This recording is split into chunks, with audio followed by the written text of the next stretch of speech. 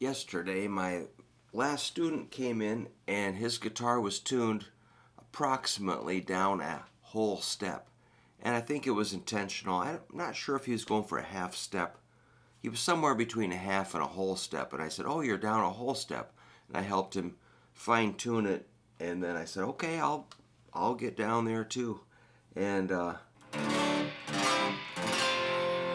so again, I try to meet my students where they are, and I kind of enjoyed that.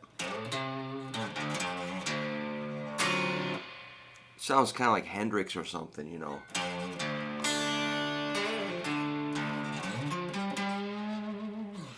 And the strings are looser.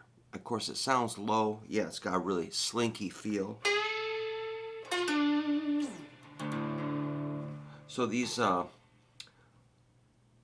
E is down to D, the A is down to G, the D goes down to a C, the G goes down to a F, the B goes down to A, and the high E goes down to a D, and then you're just down there. So if you do adjust your tuning, you have to kind of keep an eye on it as your guitar settles in.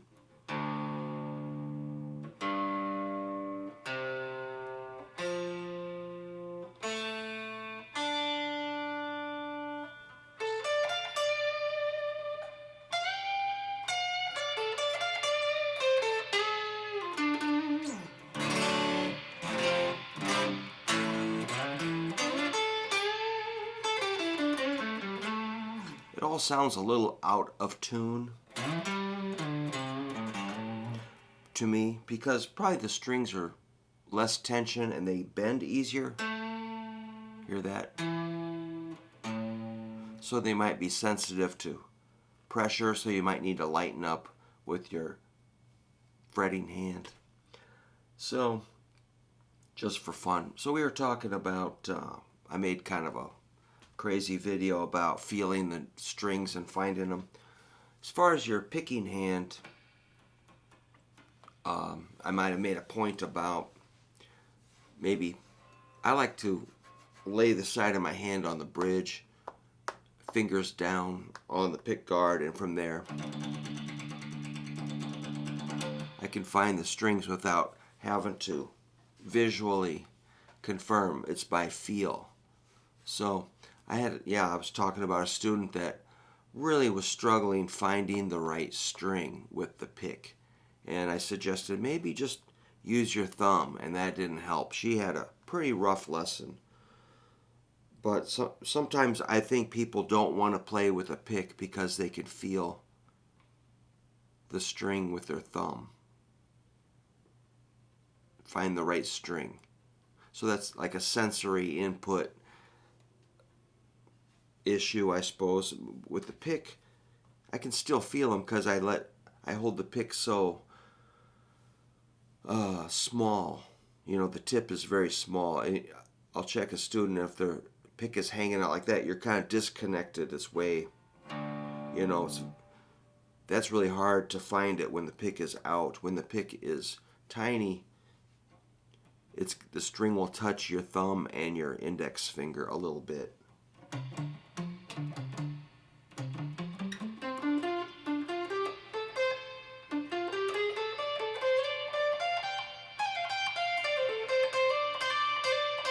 So I'm getting some information on the side of my thumb from touching the strings so I know where I'm at.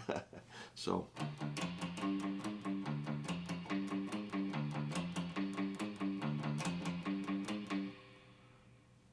that might help. That's about all I know about the right hand. Left hand, I always go back to my first guitar lessons with Mrs. Gunderson, where we played stuff like what was that song?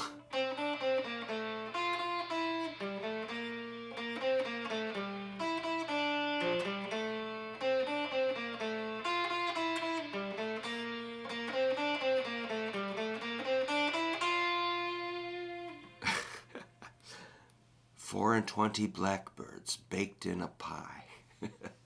Sing a song of sixpence, a pocket full of rye.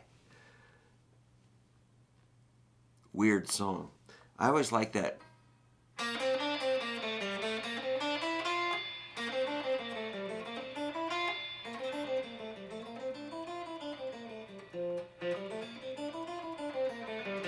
Which might be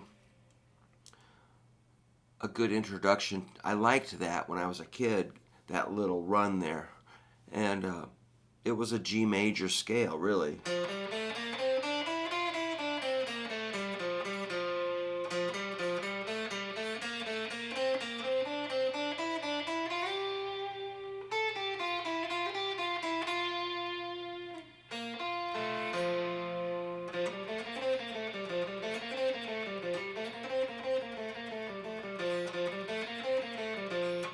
So yeah, that's all muscle memory in my fretting hand.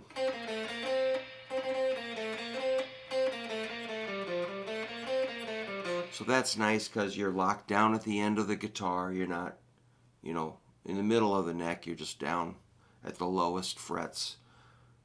You can kind of feel this curve so you know where you are. Maybe feel this plastic nut here. And feeling the first fret between the nut and your first fret. That's the first fret. I'm sure it is. And then, your ring finger knows you might want to hold that first fret.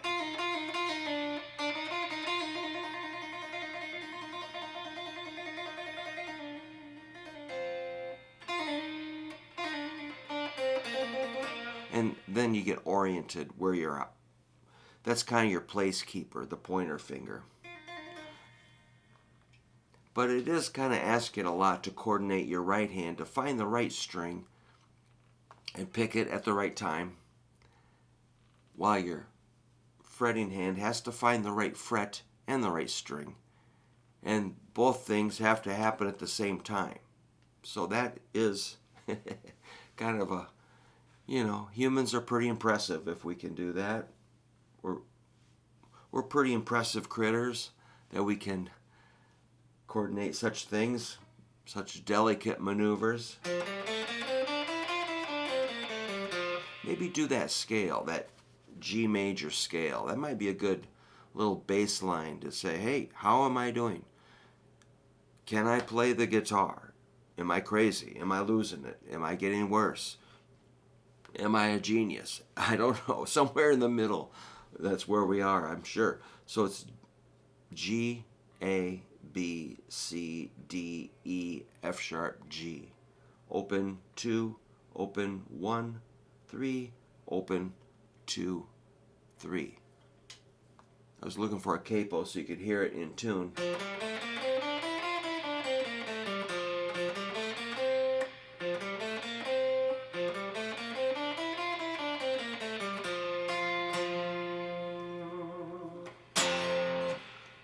Well, just a little morning ramble, but I suppose I should do something today besides make videos.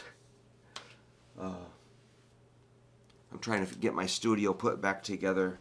I'm getting rid of my big 24-channel mixer, the Soundcraft Ghost, and replacing it with an 8-channel preamp, and also what do we got? 6 other channels of tube and solid state preamps. So I'll still have a bunch of channels for input, and then we use my Reaper software to kind of take it from there. I wouldn't need the board to mix anymore. So I just have to get a couple of adapters, and I think we can finish it up and test it possibly today. So that's kind of exciting. Then I can sell my enormous mixing console, which just the power supply is worth $200, and then the meter bridge is worth $200, and the board, I don't know. We'll find somebody that might take it, so I probably won't get top dollar. Anyway, that's what I'm doing today. And who knows? I just got freedom because I'm not gigging for a while, so I'm just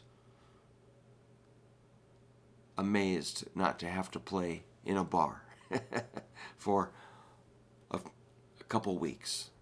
And I love it. All right, man. Good luck with your coordination. Thanks for the question, Scott, and everybody that commented.